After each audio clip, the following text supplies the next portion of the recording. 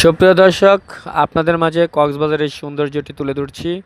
দেখতে থাকুন, সঙ্গেই থাকুন আমাদের সাথে।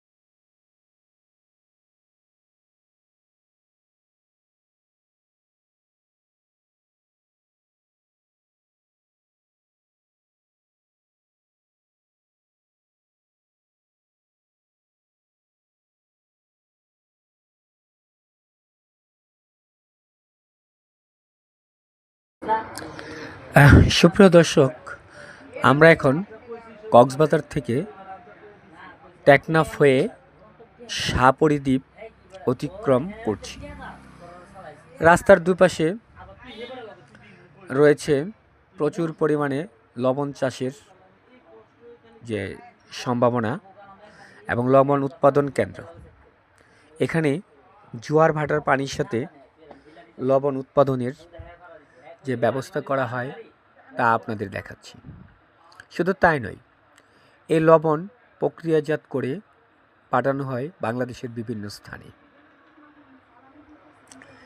লবণ সাগরের পানি থেকে লবণ চাষ করা হয়।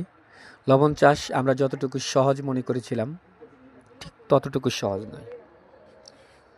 সকালে জোয়ারের পানি আটকে রাখা হয়, দুপুরে সেটাকে আবার প্রসেস করা হয়, বিকেলে আবার প্রসেস করা হয়, রাতে আবার ঢেকে দেওয়া হয়, তারপর 3 দিন পর সে লবণ উত্তোলন করা হয়। আপনারা দেখছেন লবণ চাষের যে শাহপরী দ্বীপ আমরা অতিক্রম করছি।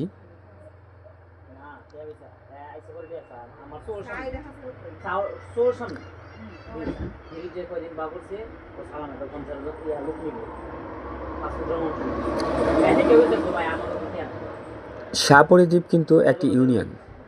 আপনারা উপরে নেম প্লেট দেখতে পাচ্ছেন, শাহপরী দ্বীপ আমরা অতিক্রম করছি।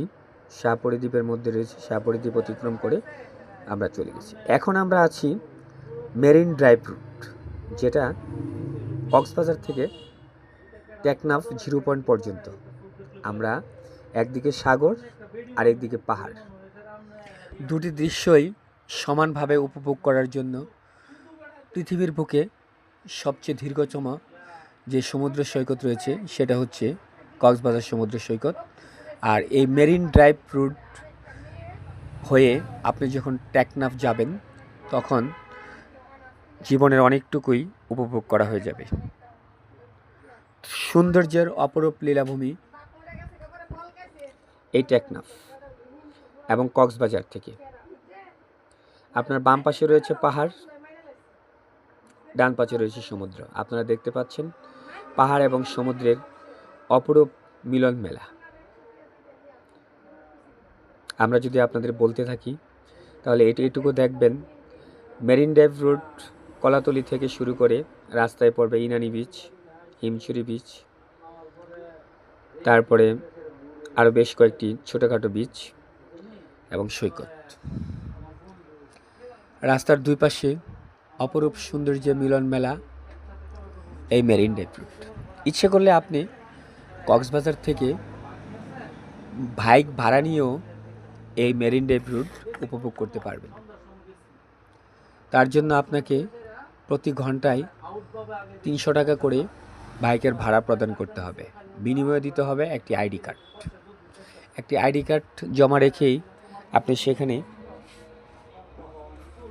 ভাড়া দিতে পারবেন, বাইক ভাড়া নিতে পারবেন।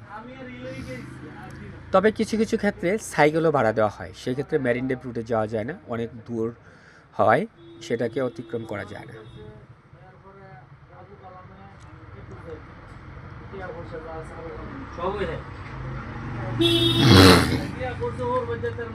সুপ্রিয় দর্শক, আমরা এখন কক্সবাজার কলাতলি বিচে রয়েছি। দেখতে পাচ্ছেন যে আমার ছেলে সাইফ আহমেদ ঘুড়ি উড়াচ্ছে।